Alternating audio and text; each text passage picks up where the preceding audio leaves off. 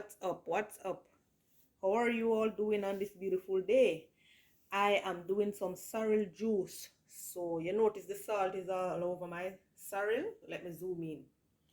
There's a salt all over my sorrel. I normally wash my sorrel with salt because any little thing that is on it, it will sink up. It will float up on top, you know. So I like to wash my sorrel with salt.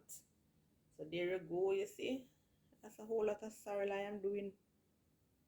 Guys, who drinks sorrel juice? Comment below and let me know who loves sorrel juice. Alright, there you go. So,